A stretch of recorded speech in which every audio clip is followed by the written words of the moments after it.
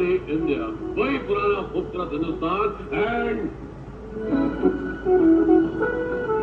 oh, the same old brother. कैसे हो भाई? Very fine, my brother.